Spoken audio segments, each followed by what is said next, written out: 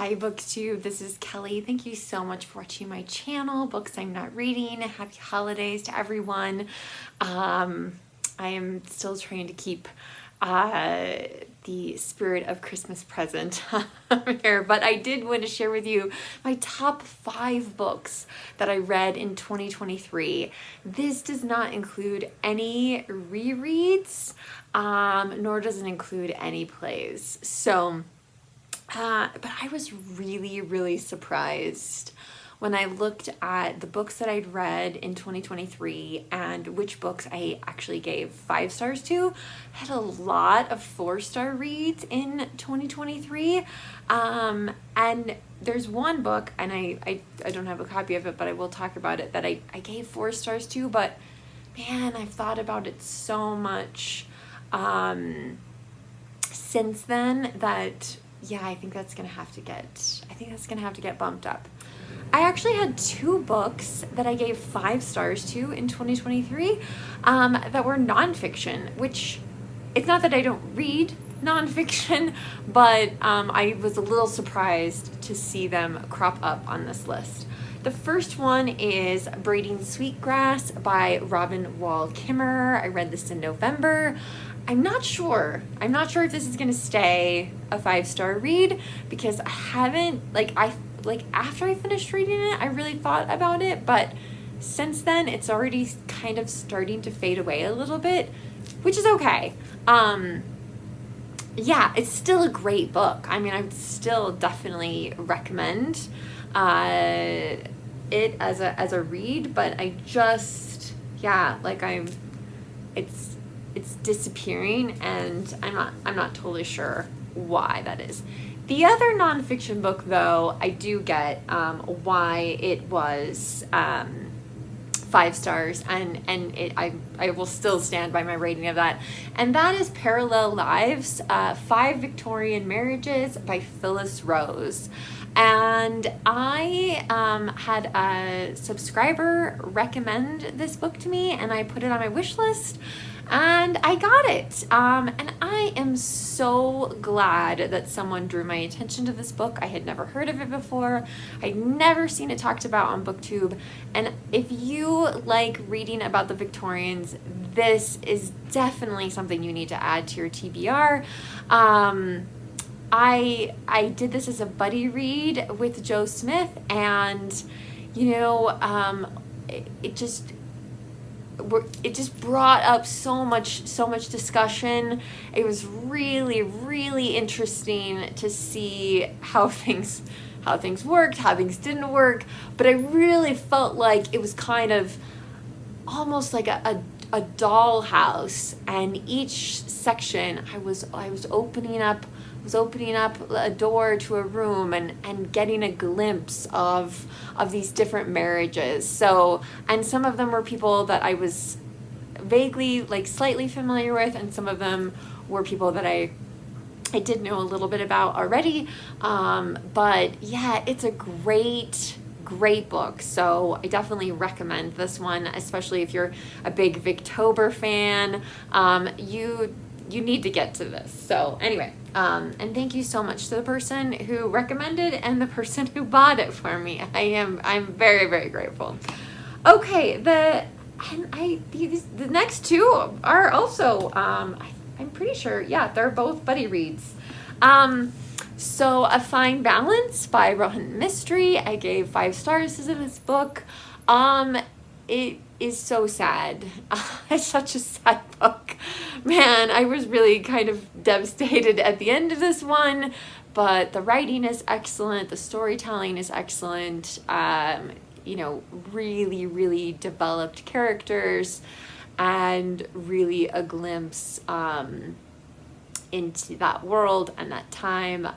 So it's a heartbreaker, but it gets 5 stars from me. And then this I did as a buddy read with Gina from Gina Stand Your Books, and it was on her top 10 of the year, which, by the way, these aren't in any order except for maybe the last one. Yeah, so she and I read Sarah Waters' The Night Watch. And it is such an incredible book. I think primarily because of the way she structured it. It starts and goes back in time, and it never returns back to where it was, previously. So you have to realize at the beginning of the book, like, this is like the farthest into the timeline that you're ever going to see these characters. Like, you are not going to know what happens after, because everything else is going to go back. And one of my a new literary favorite character is in this book, and I don't even want to say her name because I don't want to give anything away.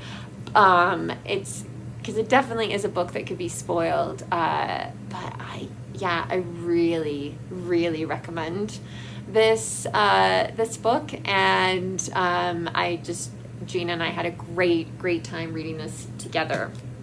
Okay.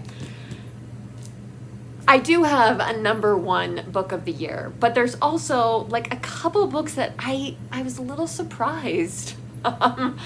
So the one book that I don't have a copy of, that I gave 4 stars to, but I think it's 5 stars because I think I read it in January maybe of last year, of 2023.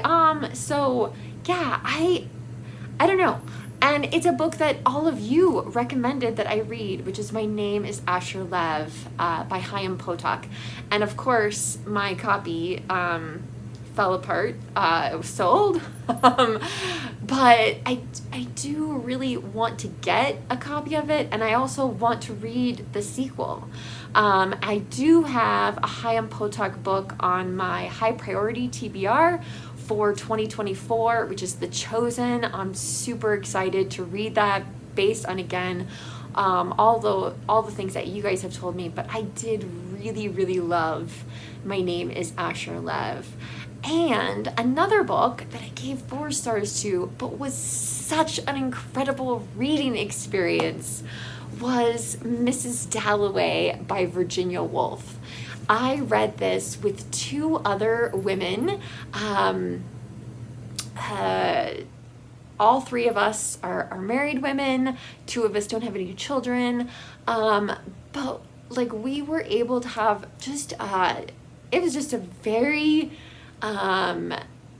open and honest conversation about relationships. And I actually read the annotated edition, so I was able to share with them like pictures of, actual places that take place that are featured in the book, different things like that. And so yeah, again, another very sad, heartbreaking book, but I don't think I could have made it through Mrs. Dalloway without my buddy readers. So I'm super, super grateful to them for their help in that.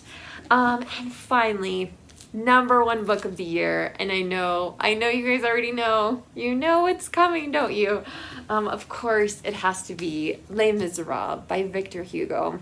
And again, this book, more than any other book, I finished this in February of 2023, and it is still just like singing in my heart. The characters, if I stop to think about Jean Valjean, I